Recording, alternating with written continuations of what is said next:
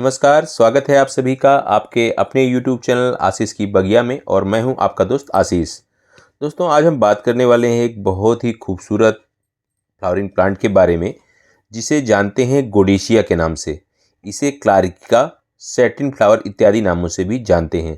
दोस्तों, इसमें कई सारे कलर होते हैं और आज हम इस वीडियो में बात करने वाले हैं इसी पौधे के बारे में कि आप इसे कैसे अपने घर में बड़ी आसानी से ग्रो कर सकते हैं। दोस्तों, इस पौधे को आप सीड्स के द्वारा ग्रो कर सकते हैं और आप सीड्स इसके कहाँ से लेंगे, इसका लिंक मैं आपको डिस्क्रिप्शन बॉक्स में दे दूंगा। आप वहाँ से बाई कर सकते हैं। आप चाहें तो नर्सरी से इसकी सीडलिंग लाके लगा सकते हैं। वैसे इसके सीड्स को बोने का जो सही समय है वो सितंबर अक्टूबर का महीना है। ये दोस्तों एक विंटर फ्लावरिंग प्लांट है जो कि स्प्रिंग के बाद खिलना शुरू करता है और आप ये मान के चलिए अप्रैल तक बहुत बढ़िया फ्लावरिंग करेगा। और इस पौधे को दोस्तों आप 8 इंच के पॉट में बहुत ही आसानी से ग्रो कर सकते हैं। देखने में ही पौधा काफ़ी खूबसूरत लगता है। इसके कई सारे कलर भी होते हैं, जैसा कि आप अपनी स्क्रीन पे देख रहे हैं। दोस्तों, आज हम इस वीडियो में बात करेंगे इसी पौधे की पूरी केयर के बारे में।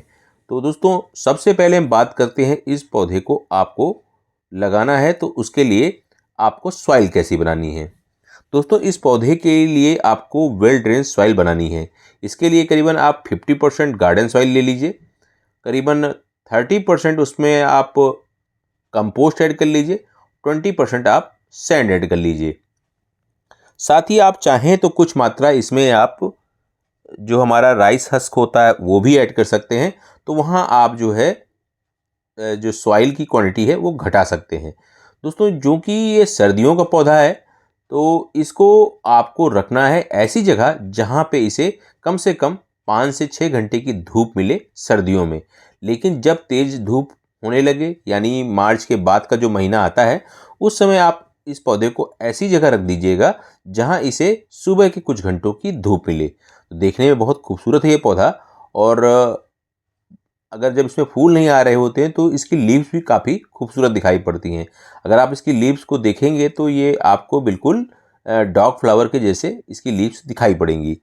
तो दोस्तों, इस पौधे की हमने बात कर ली कि इसको आप ग्रो कब करना है, इसकी सॉइल कैसे आपको तैयार करना है। अब बात कर लेते हैं इस पौधे को आपको वाटरिंग कैसे करनी है।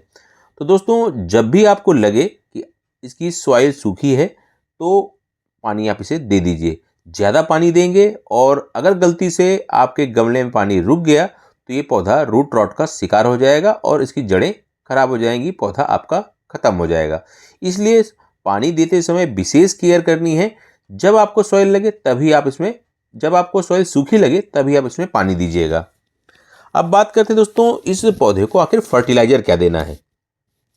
तो दोस्तों, अगर आप नर्सरी से पौधा लेके आए हैं या फिर आपने इसका पौधा तैयार किया है और इसमें फ्लावरिंग उसमें नहीं हो रही है, तो आप इसमें सीवीड फर्टिलाइज़र का लिक्विड फर्टिलाइज़र लीजिए। उसे उसके 1 स्पून को मिलाइए, करीबन 4 से 5 ml को 1 लीटर पानी में मिलाइए और पूरे पौधे पे स्प्रे कर दीजिए।